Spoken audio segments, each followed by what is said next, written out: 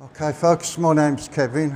For my punishments, I'm the Guild Vice Chairman. I run the Guild sales and the estates and Lord knows what else. Okay, so today I'm just trying to give you an insight into how to paint your own back scene. You can buy back scenes, but good ones are very expensive and they might not always fit what you're doing. In fact, a lot of times they don't fit. I've seen some glorious pre-done back scenes, either photographed, stitched together, and if you've got a particular location in mind that you've made your layout, they're fine for that. But for me, it still ain't quite there. So what I'm going to try and do today is sort of give you the basics of doing your own back scene. Now I've done this particular one on a canvas just to show you, but in effect you'll be doing it on your backboard, which will probably be a hardboard or plywood. If you use plywood, you'll have to size it. Emulsion is good. White emulsion, just make sure you sand it and there's no bits of wood sticking out. Okay, otherwise if you flick it off you'll have a little fleck of brown in your back scene. Okay, now a lot of back scenes you'll see are done in acrylic paint, which is no good because acrylic paint dries almost the minute you put it on and you can't work it then. This is done in oil paint, which can take weeks to dry if you use linseed oil. So we're not going to use linseed oil. We're going to use white spirit because it's cheap. It's about £1.50. So this oil paint is mixed with white spirit. Okay. And it'll still take a while to dry and the paint will still be workable. Okay. Now the paint, you don't need many colours, so we've got a bit of yellow ochre, yeah. You'll need some black and white, some green and blue, okay. And that's about it really. You won't need much black. Black in oil paint is terribly strong colour. If you mix the same amount of black paints as you are trying to mix your colour, it'll just end up black. Whereas white, you'll use a hell of a lot of white, all right, to tone your colours. So this one is on a piece of board, and of hardboard, right? And I've used actually the reverse side of it, so the rough side here, that gives a bit of texture, but again, you'll paint it with emulsion first. And the reason for that is because it's textured, it will aid in pushing the thing away from your layout in front. Okay. So I always start with the sky, yeah.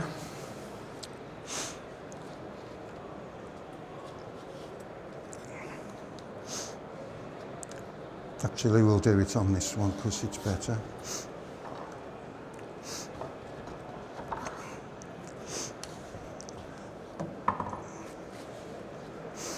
There's my oil.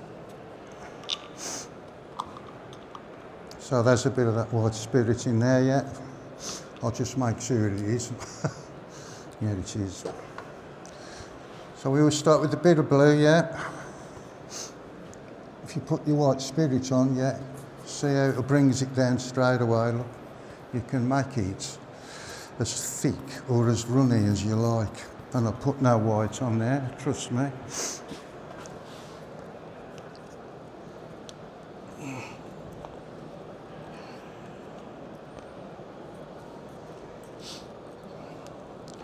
Right. So when you start your sky, if you can start darker at the top. So we've got a bit of blue, yeah, and then we'll lighten it with some white, yeah. You see how fluid it is. Now, if this was acrylic, it should be drying on the palette straight away, you know. So if we go across, yeah, that's a bit light there. Can you see that? So we can bring it down.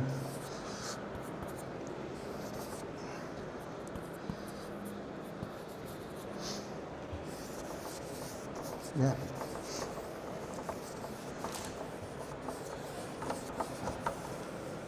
And as we come down, we'll have a bit of white, yeah. See how the oil paint blends together, yeah.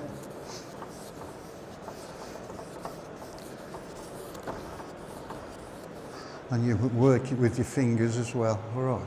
So, you can bring it down to, more or less, you want to be white at the skyline, okay.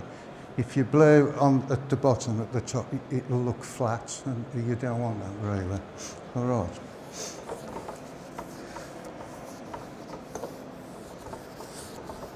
Okay. So that's okay. Now then, most people, I think, I like some clouds on my back scene. So they put a cloud on, and they go, leave a fluffy cloud and a fluffy cloud and a fluffy cloud, and they leave it, and it looks awful, and it looks like a cartoon painting then, which you don't want, all right. But with oil paint, you can blend you can make clouds now. Look, right. Put some clouds on.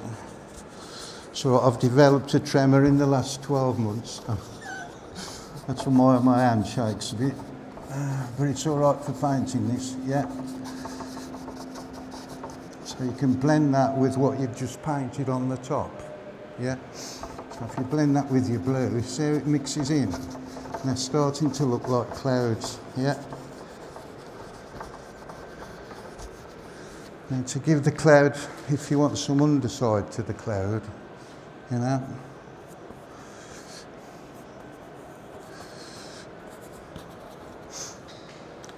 Give the cloud a bit of underside, yeah, a bit of grey, yeah. See, we're making some clouds now, believable clouds, not cartoon clouds, all right.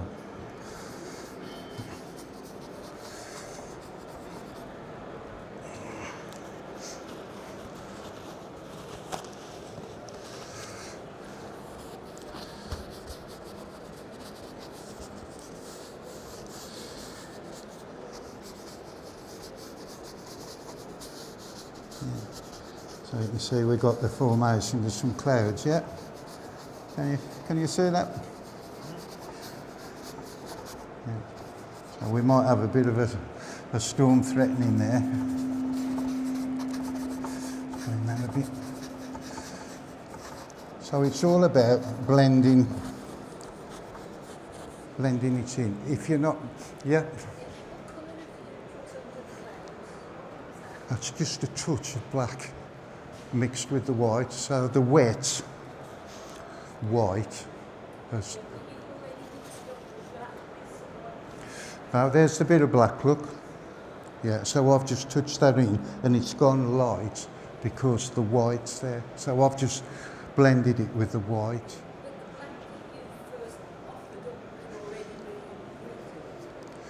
Oh yeah, yeah. And then, I mean, I go out with my camera and take pictures of skies and scenery. I've got a whole file full of them. Because you might not want a sunny day. You know, you won't want it rainy. For example, you know, in which case we can make it rain by just drawing your brush down.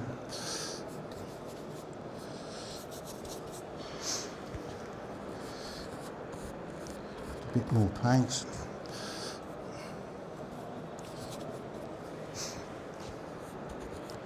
So we can have, you know, we can do that.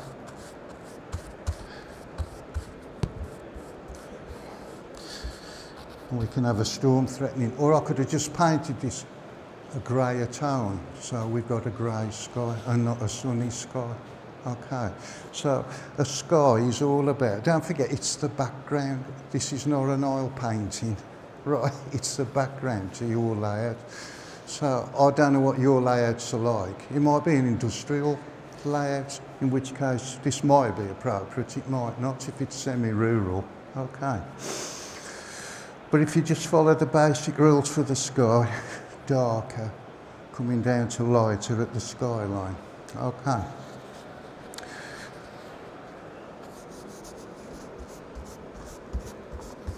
So we'll just cover that up a bit. And if you make a mistake, it don't really matter, because as I say, it doesn't dry that easy. Okay. So we've got a dark cloud now. Okay. Right. We get onto the ground now. Right. Okay. Again, there's something what we call colour perspective. So the further away something is, the paler it is. You know, you'll see lots of green fields on layouts, and they look flat because, in effect, they are flat. So how do we overcome that? Anything in the distance is paler or lighter. Okay. So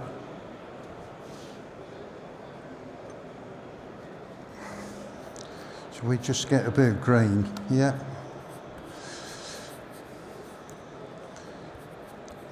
And green out of the tube is too green, you know, so you want to put a bit of yellow ochre with it and it'll tone it down. And if it's still too dark, you can lighten it, so it's infinitely variable. All right.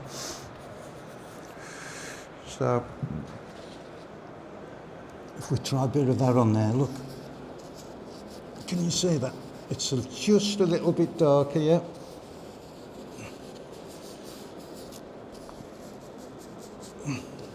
Can you see that? Have any of you seen Weekend Yard? The layout.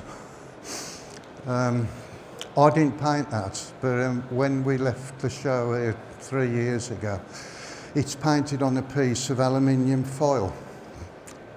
Sadly, we had to cut it in half to make it transportable. But you can buy this foil rolled up, so you could slot it in your layout, and you won't have any joins in it now. But that's good. That'll take oil paint very well. You just scuff it up a bit, and it'll take oil paint. Okay. Sorry. You can, but there's no need. Believe it or not, experimentation has proved you don't need to prime it. So we didn't with the Weekend Yard, because we did it here. Although it wasn't painted, there was no primer on it at all. Has it got a shiny side and a dull side? Yeah, you want the dull side, and you scuff it up with a Brillo pad or wire wool or whatever. Okay. So you can see that's just a bit darker. Yeah. Yeah. Now then, so we've got field here, field there. You know, you could have different crops in it, whatever. Then, well, we want some edges, or you might want a fence or whatever, yeah? Now, generally, trees and edges are darker, aren't they, than the fields they're standing on. So again, when you have a go at it, if you have a go at it, I've just shaded them in, can you see? So we've got some bushes, look, yeah, and we can start putting the trees in, yeah.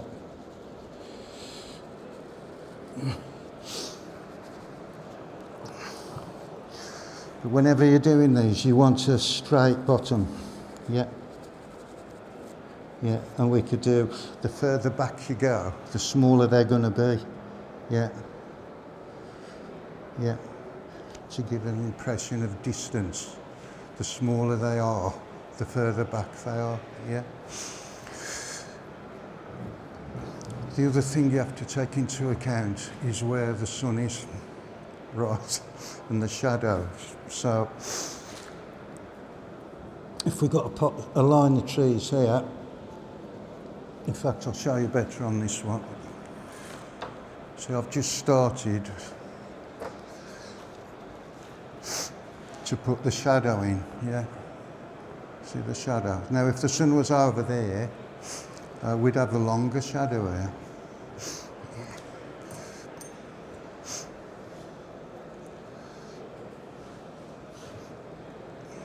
If I can do it.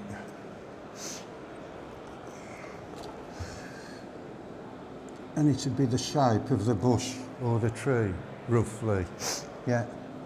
But you ain't got to go too mad, yeah.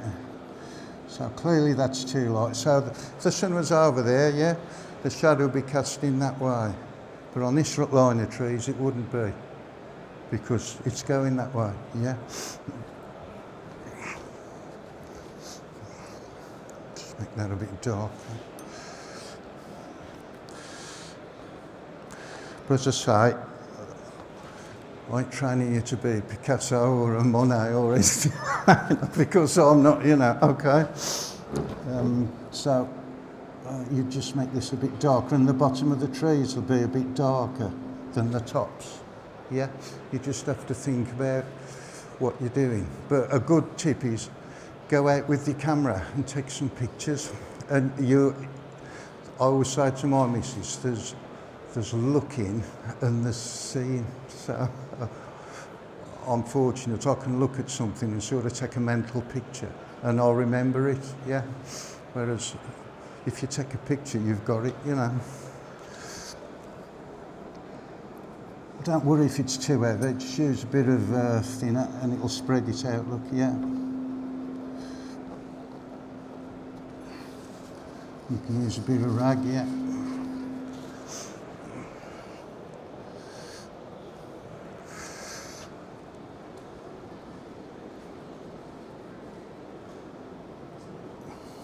So between the trees, if you can split them up with darker greens, you know, so that just looks like one blob at the minute. If you get a bit darker green and go between them, you'll split them up into individual bushes. And then the top of the bush, if you go a bit lighter, that's where the sun's hitting it, yeah? I've put the seaside in here, because this is, I'll show you on the large one in a minute.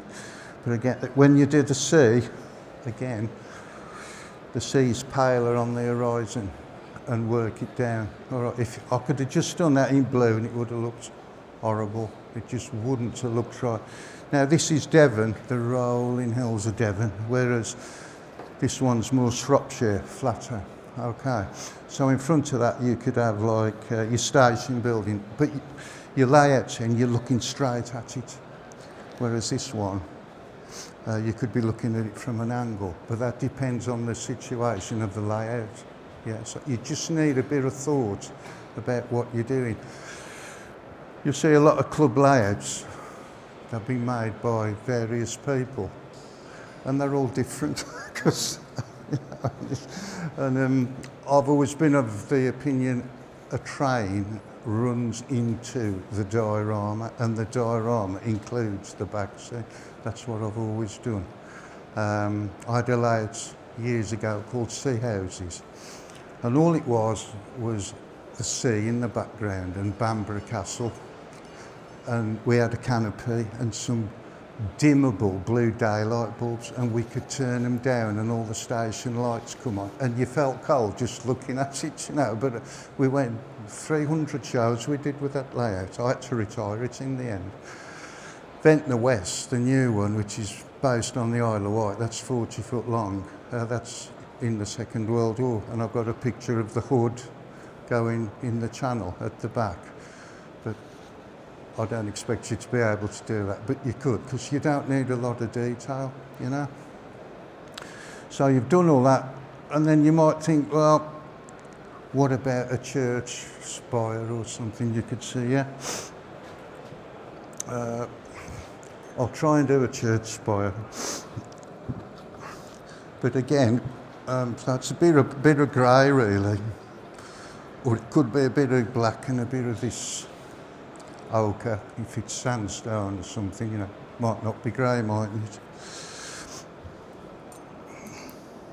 I'll just do a representation of at the church, so we could plonk it anywhere really.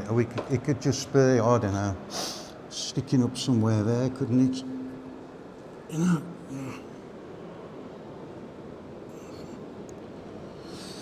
But you'd have to consider where the light is again. So you might see two halves of the paint, two halves of the tower, yeah. So the light would be hitting it there, would be in the light, the back end would be dark, yeah. So you could make that a bit darker.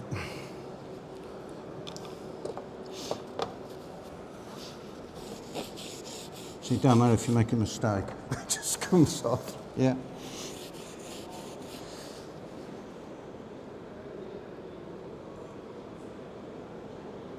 So we put that there, but by putting buildings in, you're defining the distance. So we could get rid of that totally, right?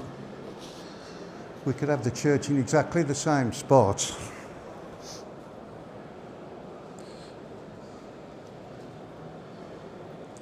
But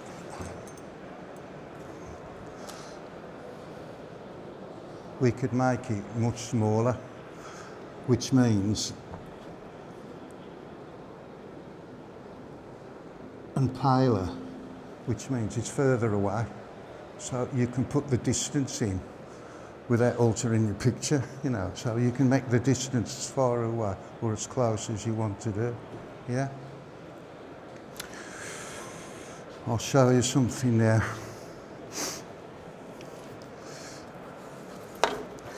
People talk about making a scenic break, which you could do. You could paint a scenic break, or you could make a scenic break. There's your scenic break, look. In this case, a wall, right? Now put some foam board on the back of that. That's just taking it away from the back scene, yeah? So here could be your station platform and your rail be about here, yeah? So this stuff is called mounting board or foam board. It comes with paper on as this ending. I'll pass it round in a minute, and all you do is chuck it in the bath or soak it, right? And you peel the paper off, right? And then you get a pencil, a sharp pencil, and you can draw on whatever design of stone you want. You can even put it flat and do flagstones. And then you paint this with acrylics. It will not take enamel paints or like spray can acrylics. It will only take water-based paints. But I'll pass that round, and you can get it from Hobbycraft in great big sheets. Here's the stuff. You can see the foam's in the middle. If you pass that round, Bruce. I've made whole buildings with this stuff. I mean, it's absolutely brilliant. Okay, so it's foam board or mounting board, that is. Okay. You happy with that then? Would you all be happy having a go with that? So just get a set of cheapo. You need to go for these. I'll get these because they're good value and they last forever. But you can get a pack for about a tenner with a lot more colours in, and just have a practice, you know, and then just slot it in behind your layout. Now then, this is we come on to moody things then. I mean, this is for another light for a chap. Now, clearly it's the sea. Okay.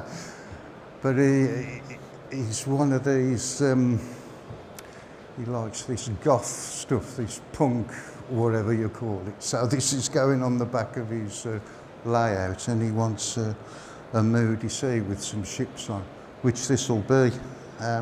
But the same techniques are employed in doing that. It's still oil paints. This is just a mixture of blue. There's a bit of purple there, which you can buy, yeah. And the clouds and that are all the same. You can see I've started to fan out from the middle. That's another trick, perspective. So the vanishing point is in the middle of that painting. that's not always the case. You might want the vanishing point to be somewhere else, in which case the buildings will be slightly different. And then we're into what's called forced perspective then, which you can do. You can put you can make a building out of card, right, and put it on your back scene at a peculiar angle, depending on where you're viewing your model from. But these is quite complicated and it needs to be done right. If you get it wrong, it'll look wrong, you know. But if you don't want to paint a building, you can put like a 3D building and blend it in, you know. Okay.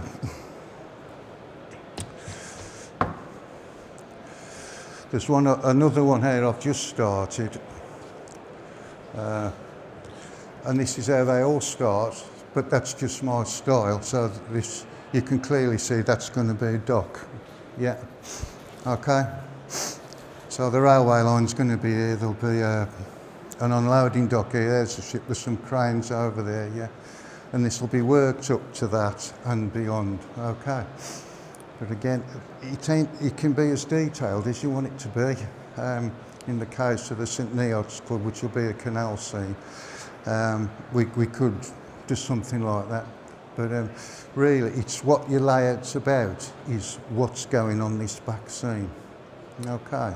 But people say, oh, I can't do that. It's like white metal soldering. People say, oh, I can't do white metal soldering. I've melted all my bits. Well, you have, because you haven't. You've got the wrong equipment. You know, you're melting all your parts that you've probably paid a lot of money for. It's just because you just don't know how to do it, that's all. And soldering white metal parts is much better than super gluing them. It's less messy. So we do run schools on white metal soldering. A chap called Andy Duncan does it. And you know, you'll be able to build anything from the range, you know, and they'll stop together forever.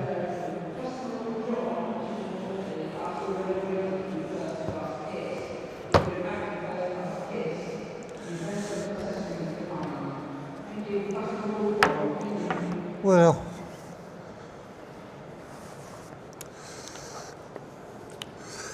pass these around. These are the new Guild calendars, by the way. All right, if you have a look at them.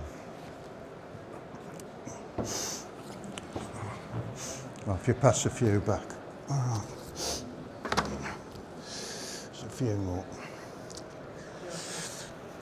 Now then. A while back, I inherited a bridge.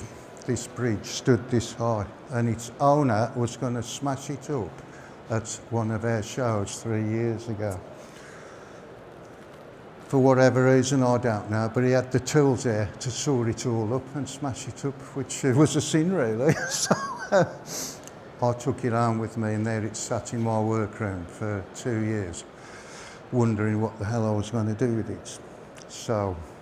But what it needed was a back scene. If you turn to July,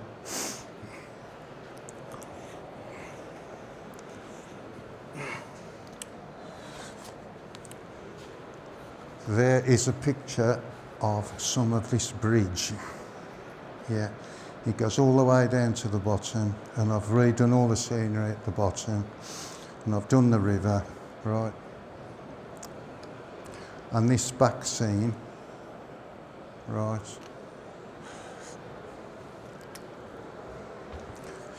is there. Okay, so that back scene is what you're looking at there, right? Now the black bits are the contours of the board, the layout, if you like, that the bridge sits on. So I've repainted all the bridge. The brickwork, it's actually Das clay on plywood, and it's heavy. It is very heavy. I've had to put it on wheels, but what it was lacking was a back scene. You know, it was, this magnificent model was lost because at the show at Kettering, everyone walked by it. I took it to Kempton this year with the back scene, which took 6 months to paint. Again, it's oil on board, and it's just made it. This is the River Dart, by myself, estuary, done from a photograph of that. I've altered it slightly, and you'll note the vanishing point is bang in the middle, which is under the middle arch of the bridge. So that's why I say to you, you must take account before you start of where your vanishing point's going to be and where your layout sits within your back scene. Otherwise, even if you paint it as good as you can and you make a brilliant job of it, if the perspective's wrong, the whole thing will be wrong, okay? So it just needs a bit of thinking about. So the banks of the bridge are there, yeah, where the land formation is, yeah, and I've filled in the rest so you can see it. You can see a bit of the ground cover there, look slightly, yeah. You'll notice I've done that in a reddish colour, the Devon being red clay area, yeah, so that's something else to take into account, is where is your layout situated. Or you might not want to consider any of that at all. You just want, well, I've got my layout, I want to put something nice behind it. And it may be, you'll just want to have that with a little church and a few trees. You know, you could work that up really well and that would look far better than a photographic back scene.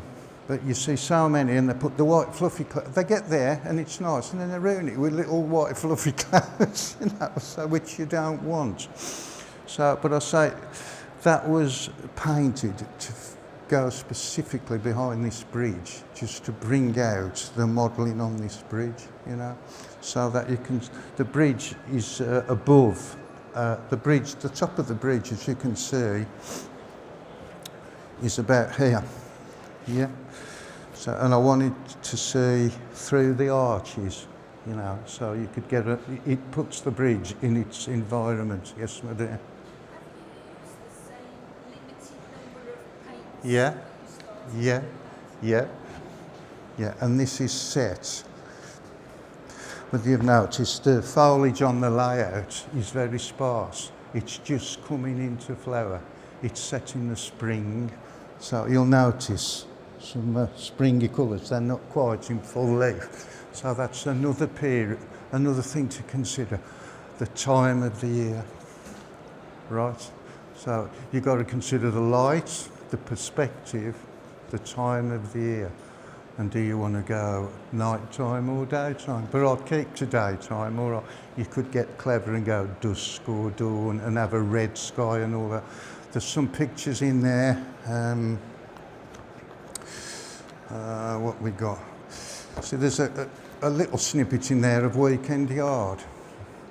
See the back scene. Now their scenic break is commercially available scenic stuff, but in this case it's actually wire wool, paint sprayed. Wire wool makes brilliant trees. Okay. You spray it. You can get stainless steel wire wool as well.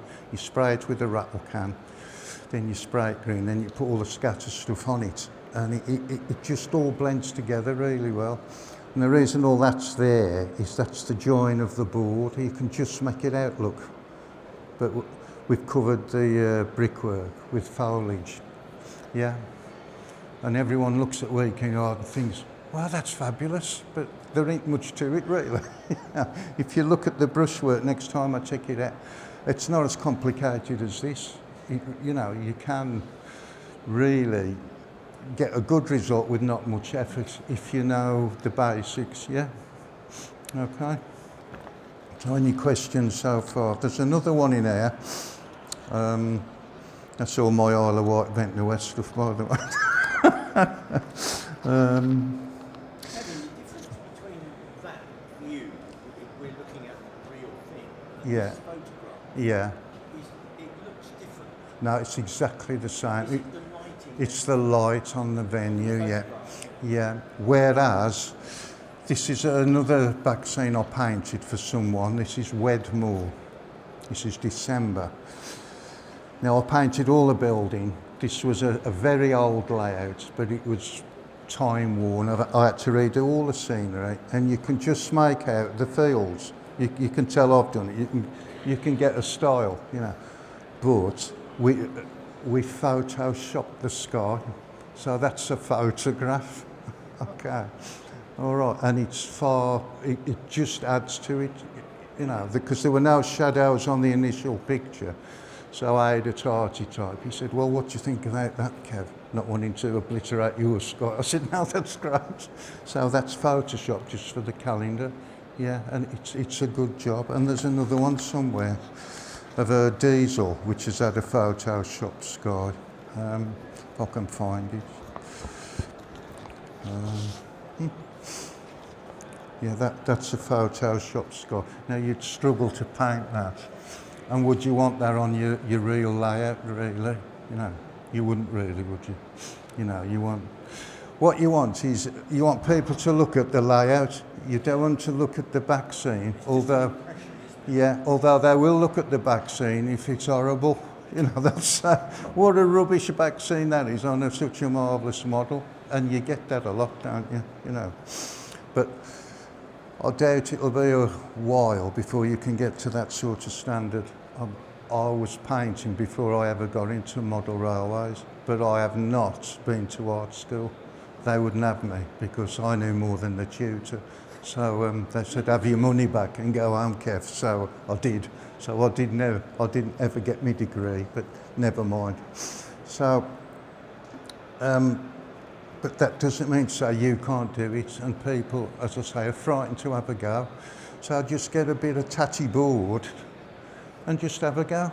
You know, have you all got a layout or no? Yeah, just have a go and just rough something out and just stand it behind your layout and think, oh, well, that would work well, I'll have a go at it now. And then you ain't got to sort of rely on someone else to come and do it for you and charge you a fortune, because the clue's in the word in it. It's a back scene. It's not a painting, you know. And a good back scene will make a layout, believe me. It really will make a layout. And if people don't notice the back scene, it's usually because it's so good and it blends in with the layout, you know. Okay, so that's about really all I can tell you without having a full art studio and you all having an easel and me coming round and putting you right, you know. But I say it is not difficult. My friend at the back, I did a repaint for his club's back scene. How long was it, Dave? Well, 60 foot. It must have been 60 foot, but it was old and it had cracked. And it was done with acrylic, I think. So I redid it 3 foot at a time. It took me over a year to do it, and then we rolled it up. But I did use linseed oil, because linseed oil makes the paint flexible, so you can roll it up. So if you do use an aluminium backscene, I would say use linseed oil, because it makes the paint pliable. And if you use white spirit, it's prone to cracking. If you're leaving it flat all the time and you're carrying it about and plonking it on, that's fine. There's a layout downstairs called Aaron Key.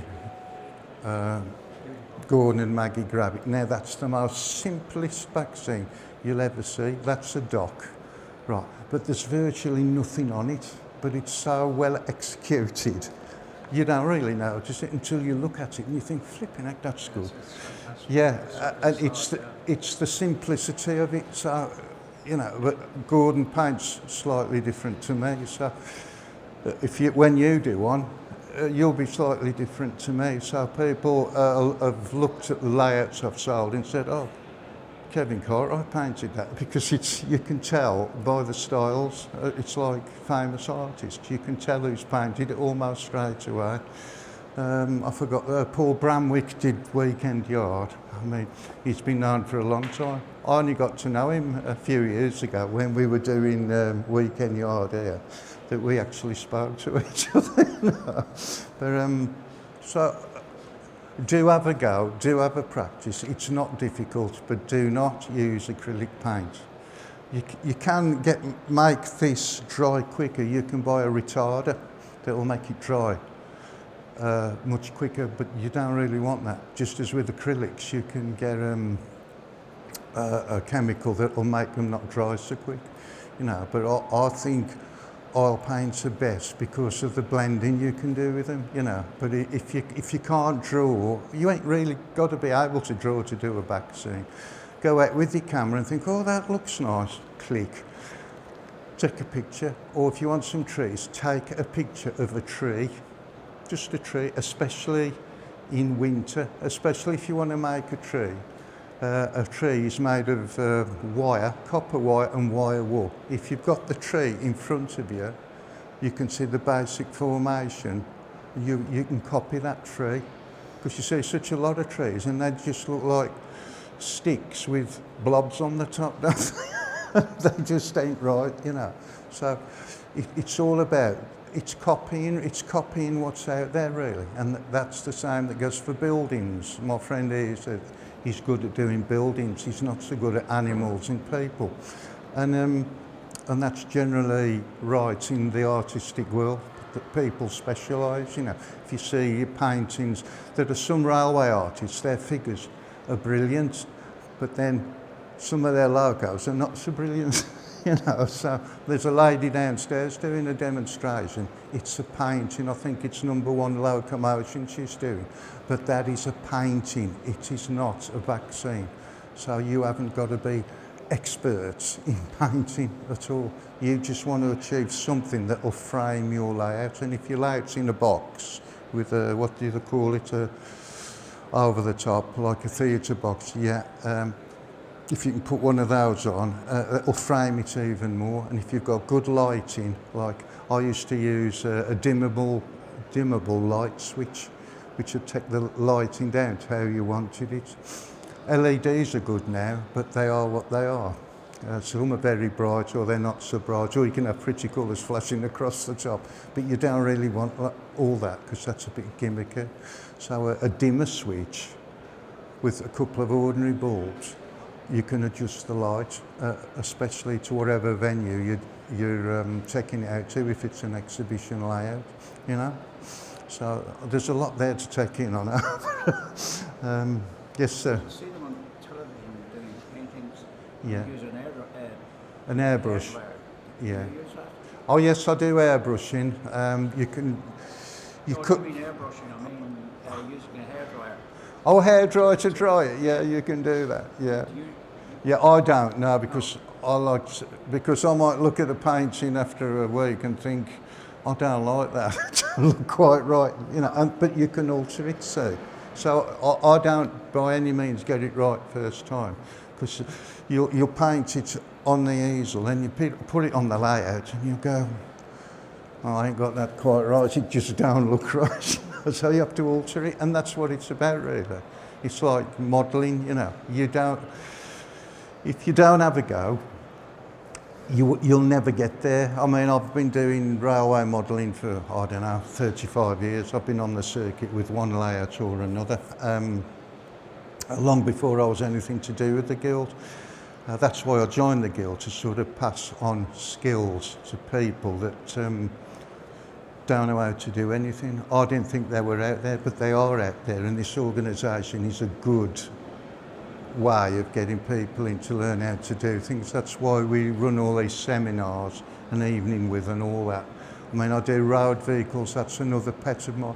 I hate, there's a gorgeous finish layout and then they buy a die-cast corgi and plonk it on and it's all shiny new. It just sticks out like a sore thumb. Now, if they only got a rattle can of matte varnish and sprayed it, it would be better, but they don't, you know. But thankfully, road vehicles are making a bit of a comeback now.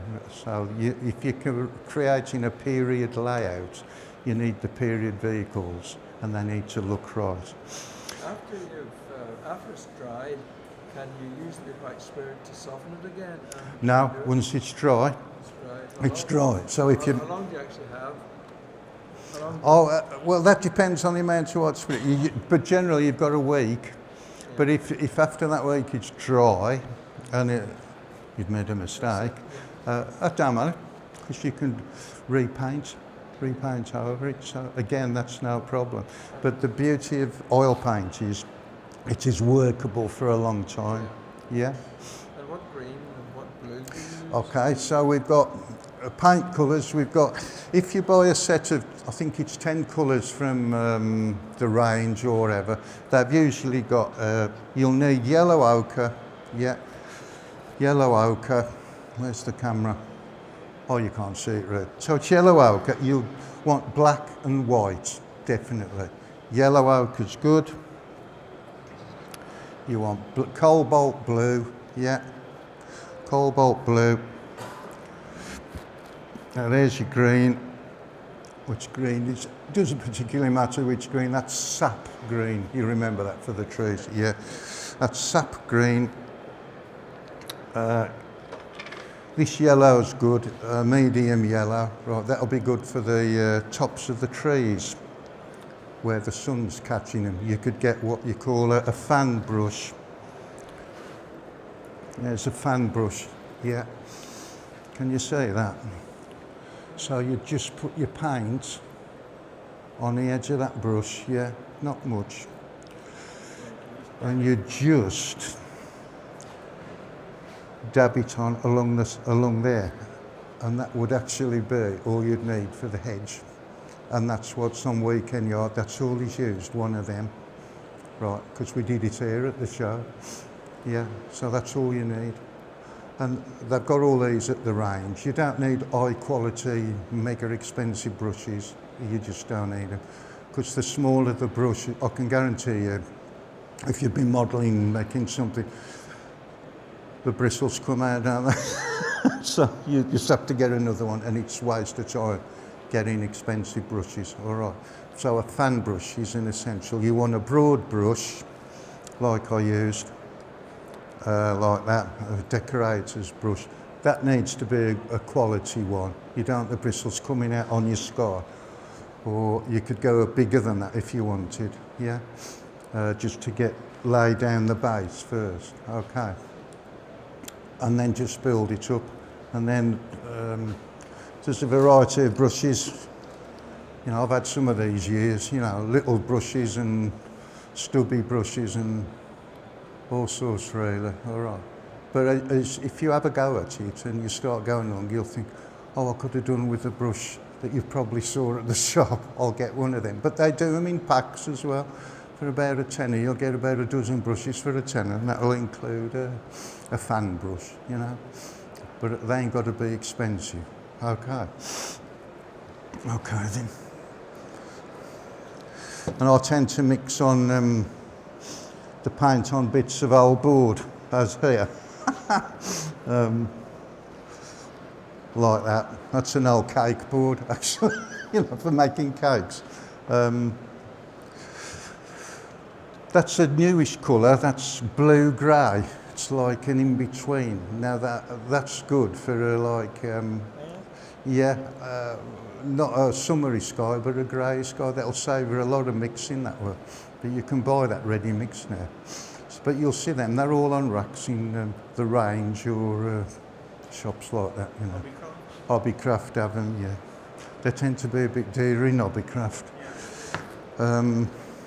But this easel's never been used, as you can see.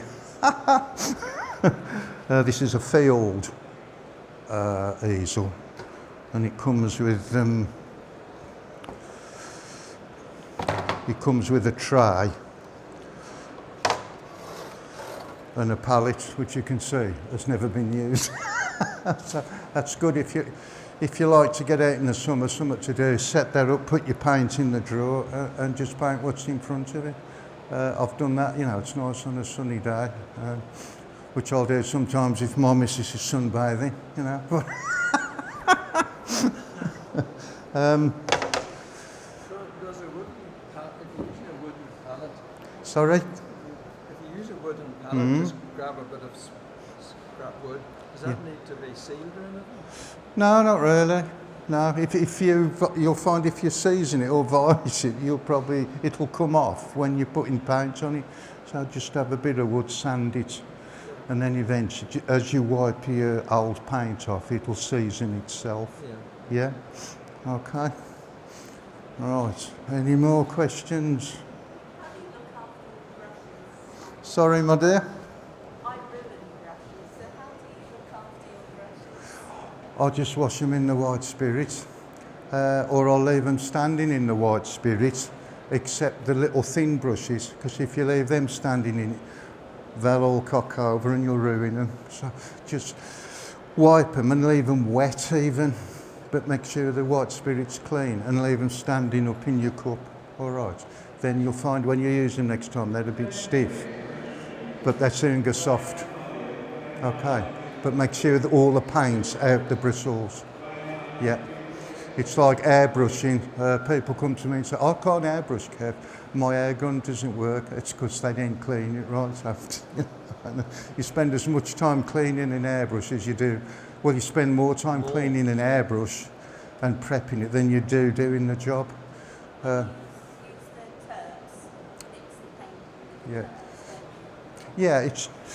Yeah, it's the same stuff, white spirit. I think it's £1.50 a bottle in it. So white spirits and turps. Yeah. For this, I'll use white spirit and I'll clean the brush in white spirit. You can get some very expensive white spirit if you want to keep your brushes pristine. But if you're painting on a curve and you're going to roll your backscene up, use linseed oil because it's flexible and that'll take even longer to dry. Yeah. Okay, then that's me about done. Any questions? Do please buy one of our new Guild calendars. They're available on. You're giving us the Oh, thank you very much. They're on the Guild sale stand anyway. If you want one of them. Thanks for your time. All right. Okay. Okay, bye-bye all. Thank you very much. Thanks a lot. Thank you.